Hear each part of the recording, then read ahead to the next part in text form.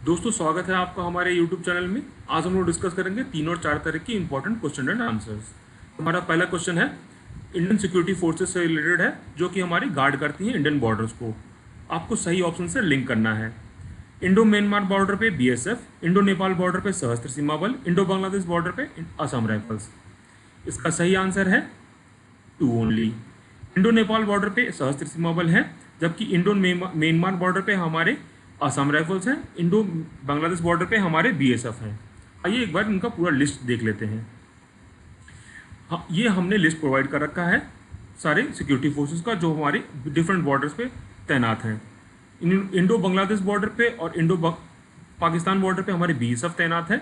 Indo China border पे ITBP तैनात है। इंडो नेपाल बॉर्डर पे सशस्त्र सीमा बल तैनात है। इंडो भूटान बॉर्डर पे सशस्त्र सीमा बल तैनात है। इंडो म्यांमार बॉर्डर पे असम राइफल्स तैनात हैं। आगे बढ़ते हैं। हमारा दूसरा क्वेश्चन हाल ही में प्रकाशित एक रिपोर्ट पे आधारित है। आपको बताना है ये रिपोर्ट किसके द्वारा प्रकाशित किया गया है। रिपोर्ट का नाम है the toxic truth children's exposure to lead pollution. Option A is WHO, option B is UNICEF, option C is UNESCO, option D is none of the above. सही आंसर है यूनिसेफ। यूनिसेफ ने Pure Earth के साथ मिल करके ये report प्रकाशित किया है। आगे बढ़ते हैं। अब हमारा अगला क्वेश्चन एम आईक्रेस्ट इनिशिएटिव से रिलेटेड है। आपको सही आंसर सेलेक्ट करना है। पहला ऑप्शन है it was launch by the NITI Aayog Atal innovation mission in partnership with Bill and Melinda Gates foundation. Second option है under the initiative the AIMs incubators are set to be upscaled and provided requisite of support to foster the incubation enterprise economy। आपको सही answer select करना है। सही answer है 1 और 2।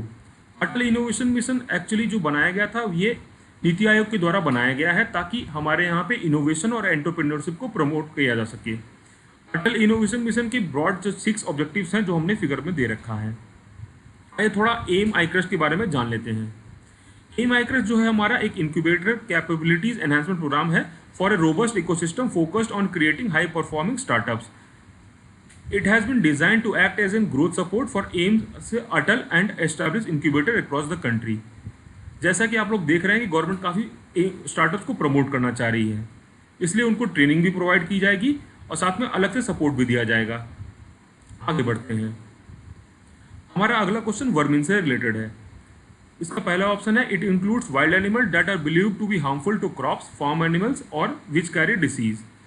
या फिर सेकंड ऑप्शन है states can send a list of wild animals to the centre requesting it to declare them vermin under the wildlife protection act 1972।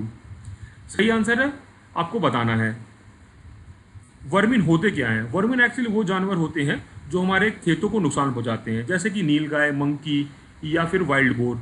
तो कई बार स्टेट गवर्नमेंट हमारी जो है सेंटर को रिक्वेस्ट करती है कि इनको वर्मिन डिक्लेयर किया जाए, ताकि उनको वो मार सके और उसको हमारे फसलों की बर्बादी को रोक सके। तो इसका सही आंसर है बोथ 1 और 2। अभी हाल ही में सुप्रीम कोर्ट ने सेंटर को बोला था कि आप ऐसा कुछ मैकेनिज्म तैयार कीजिए ताकि जानवरों को मारना भी नहीं पड़े और हमारे खेतों को नुकसान भी नहीं पहुंचे। और हमारा जो बैन लगता है ये सेक्शन 62 के तहत वाइल्ड लाइफ प्रोटेक्शन एक्ट के 1972 के तहत लगता है। हमारा अगला क्वेश्चन ग्रीन इंडिया मिशन से रिलेटेड है। उसका पहला ऑप्शन है Green India Mission is one of the 10 missions under the national action plan on climate change. दूसरा ऑप्शन है it is aimed at protecting, restoring and enhancing India's diminishing forest cover by a combination of adaptation and mitigation measures. और तीसरा option है it aims to increase forest based livelihood incomes. सही answer है 2 और 3। जैसा कि आप लोग देख सकते हैं फर्स्ट में 10 मिशन लिखा गया है, जबकि ये 10 मिशन आंसर का गलत है। शुरुआत में इसमें 8 मिशन थे, बाद में एक और ऐड किया गया है, जिसकी लिस्ट हम आपको आगे प्रोवाइड किए हैं। ग्रीन इंडिया मिशन जो है हमारा जो क्लाइमेट चेंज को मिटिगेट करने के लिए था, और ये वन ऑफ द पार्ट है हमारा इसके national action plan on climate change का। जैसा कि आप लोग देख सकते हैं 9th ऑप्शन जो हमने है नेशनल बायो एनर्जी मिशन 2017 में ऐड किया गया है। आपको ये सारे मिशन को बारे में डिटेल से भी याद होना चाहिए, क्योंकि कई बार एग्जाम में पूछ जाते हैं। इनके बारे में हम बाद में कोई क्वेश्चन आपको पूछेंगे और उस पर आंसर डिटेल से बताएंगे। आगे बढ़ते हैं। हमारा अगला क्वेश्चन बेसल बैन अमेंडमेंट से रिलेटेड है, जो आजकल काफ़ी न्यूज़ में बना हुआ है। ये किस चीज़ से रिलेटेड है। Option A is banning fire cracker that release dangerous toxin. Option B is global ban on single use plastic. Option C is regulation of banks. Option D is global waste dumping prohibition. उसका सही answer है D.